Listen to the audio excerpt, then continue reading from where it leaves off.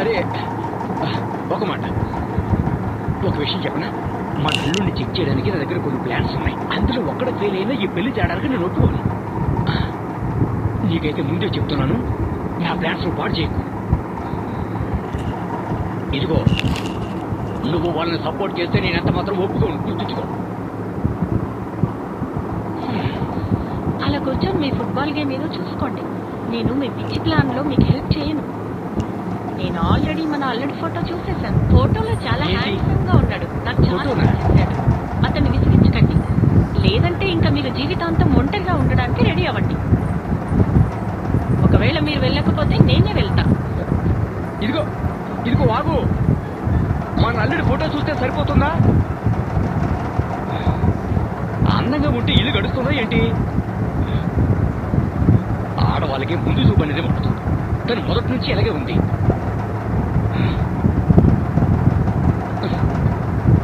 అయినా నేను తగ్గేదే లేదు. వాడు నాకంటే ఎంత మాత్రం అందంగా ఉండడు. లెఫ్ట్ తీసుకో, అలాగే స్ట్రైట్ గా వెళ్ళు. చూడు మామ, బయటే ఉంది.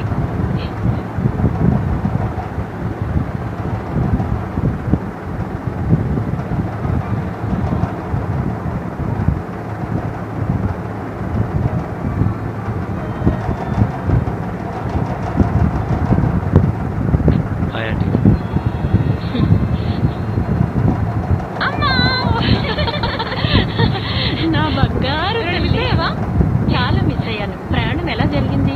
డ్రైవింగ్ చేసింది నేను కాదు కదా. అల్లరి పిల్ల, తనని నాకు పరిచయం చెయ్యి.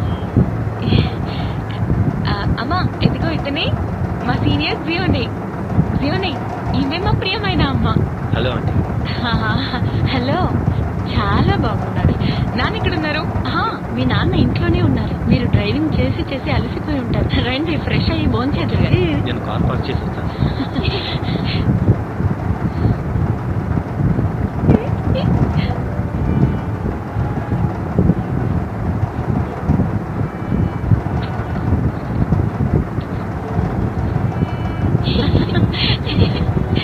నువ్వు ఇవన్నీ తీసుకురావాల్సిన అవసరం లేదు, నువ్వు చాలా తీసుకొచ్చావు. సరే రండి, ఇంటికి వెళ్దాం. సరే పద. బరుగా ఉన్నాయా? నాకు కూడా ఇవ్వు.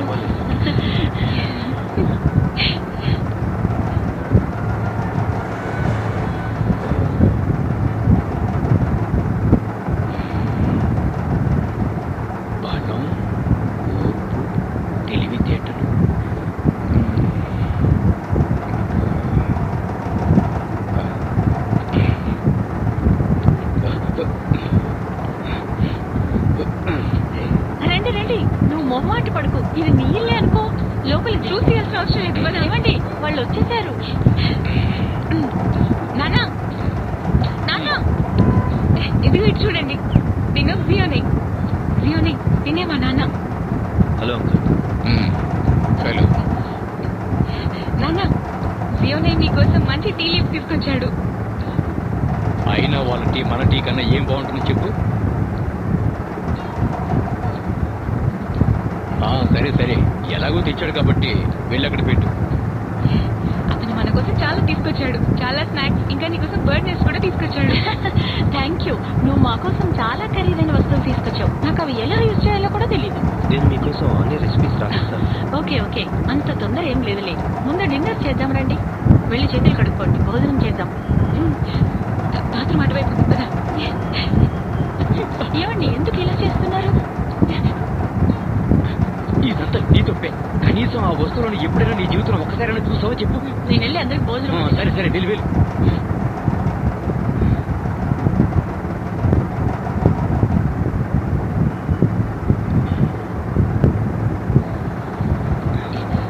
తీసుకో, ఇది క్లీన్ గా ఉంది.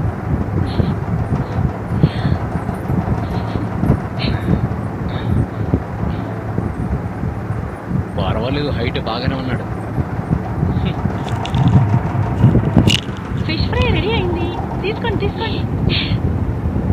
ఓ అవును, ఈ సీజన్ లో చేపలు చాలా బాగుంటాయి కదా. జియోనే, మా ఊర్లో ఉండే చేపలు వేరే చోట్ల కన్నా చాలా బాగుంటాయి. వీటిని ఇక్కడ స్పెషల్ గా వండుతారు, అందుకే టేస్ట్ చాలా బాగుంటుంది. ఒకసారి ట్రై చేయి, తిను తిను.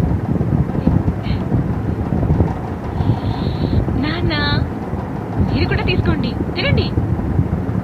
నేను మీకోసం పెద్ద పీసిస్తాను, బాగా తినండి. ఒక విషయం తెలుసా, మా నాన్న చేసే సాస్ నిజంగా చాలా బాగుంటుంది. పర్లేదులే, యావరేజ్ గా ఉంది. జీవనయ్య మొహమాట పడకుండా నేను చేసే వంటలు వేయి వాళ్ళ నాన్న వంటల కన్నా ఎక్కువ బాగుండవులే. కానీ నేను నీకోసం మా వ్యూహాన్ వంటలని పాతకాల పద్ధతిలోనే చేస్తాను. థ్యాంక్ యూ ఆంటీ, చాలా టేస్టీగా ఉంది. ఇదిగో చూడు, నువ్వు గేమ్స్ తయారు చేయడంలో పని చేస్తావని వేవీ చెప్పింది. అవును, కానీ నీ జాబ్ అంతా పర్మనెంట్ అని నాకు అనిపించడం లేదు. అలా అంటారేంటి? నేను కూడా అక్కడే పనిచేస్తున్నాను కదా. నీతో పోలికేంటమ్మా, నోరు మూసుకుని తిను. నేను తనని అడుగుతున్నాను. అయినా ఒకవేళ నువ్వు కూడా అదే జాబ్ చేస్తే అప్పుడు నీ పార్ట్నర్ కి కూడా ఖచ్చితంగా ఇంకా మంచి జాబ్ అయితే ఉండాలి కదా. మా కంపెనీ ముఖ్యంగా గేమ్స్ డెవలప్ చేస్తుంది, కానీ మేము గత 2 సంవత్సరాలుగా వేరే సాఫ్ట్వేర్లో కూడా ఇన్వాల్వ్ అయ్యాం. ఓ, ఇది ఇంకా ఘోరంగా ఉంది. ఎవరైనా ఒక పని మీద పూర్తి శ్రద్ధతో ఉండాలి కదా. కానీ నువ్వు ఒకసారి ఇదంటున్నావు, ఇంకోసారి అదంటున్నావు. మీరు ఎక్కువ ఫోకస్ గా ఉండట్లేదు అనుకుంటా. ఏమండి, మీరు కూడా వేరు జాబ్స్ చేస్తారు కదా, అంటే మీరు కూడా ఫోకస్ గా లేరనా? ఏంటి, నేను ఫోకస్ గా ఉండట్లేదా? అయినా నేను మాత్రం ఎలా సమానం అంటావు? ఎందుకు సమానం కారు? మీరు నిజంగా చాలా ఎక్కువ ఎక్స్పెక్ట్ చేస్తున్నారు. కావాలని గుడ్డు మీద ఈకలు పీకుతున్నారు. నువ్వు కొంచెం మంచిగా మాట్లాడతావా ప్లీజ్? నేను మంచిగానే మాట్లాడుతున్నాను. వాళ్ళ ముందు నన్ను మీ ఇద్దరి బాండింగ్ చాలా బాగుంది. మిమ్మల్ని ఇలా చూస్తుంటే సంతోషంగా ఉంది. తినండి తినండి. నువ్వు కూడా తిను, కొంచెం పోకడం తగ్గించు. తినండి తినండి. అతనికి పెట్టమ్మా. తిను. Thank you.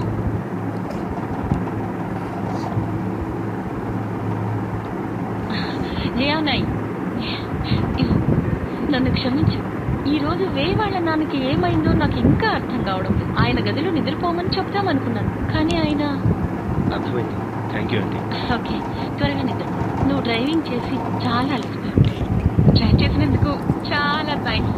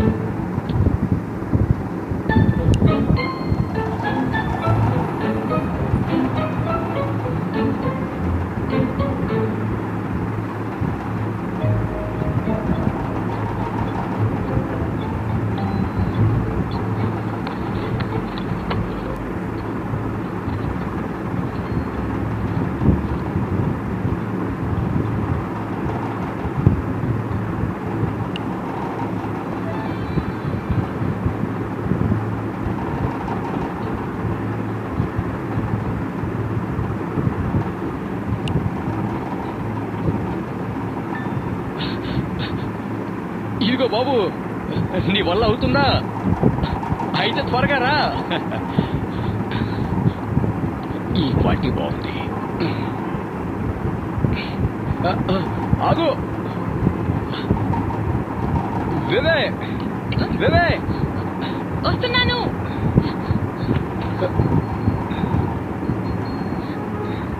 వివే, ఏం చేస్తున్నారు మీరు? మీ ఆంటీ వచ్చి ఇప్పుడే రైస్ డెలివరీ ఇచ్చి వెళ్ళింది. ఎవరో వచ్చి డ్రింక్స్ కూడా డెలివరీ చేసి వెళ్ళారా? కరెక్ట్ గానే చెప్పావు. చాలా వేడిగా ఉంది, నేను వెళ్తాను. ఇదిగో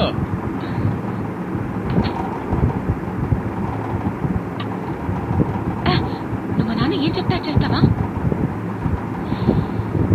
మనం కంటే కొడుకులనే కందాం. నీకు సడన్ గా ఈ ఆలోచన ఎందుకు వచ్చింది? నువ్వు మా నాన్న మీద ఇంకా గెలవలేదా? అంకుల్ నా చేత 5 కిలోమీటర్లు పరిగెత్తించినప్పుడు నేను కొంచెం ఆలోచించాను.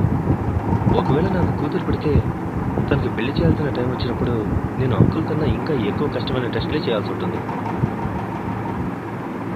నేను ఆల్రెడీ కొన్ని టెస్టులు ఆలోచించాను, కానీ ఎవరిని మోసగాలంటే మన కూతురికి పెళ్ళవదేమోనని భయమేస్తుంది. అందుకే మనం కొడుకునే కదా. ఒక అమ్మాయిని దక్కించుకోవాలంటే ఏం చేయాలో వాళ్ళకి నేర్పిస్తాను. అంటే నేను కూడా ఇంకొకరి కూతుర్నే కదా. అయ్యయ్యో,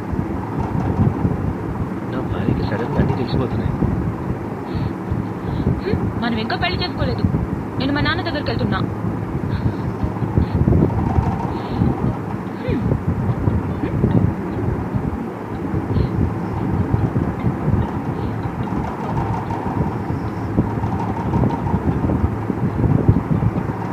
ఏం చేస్తున్నావు?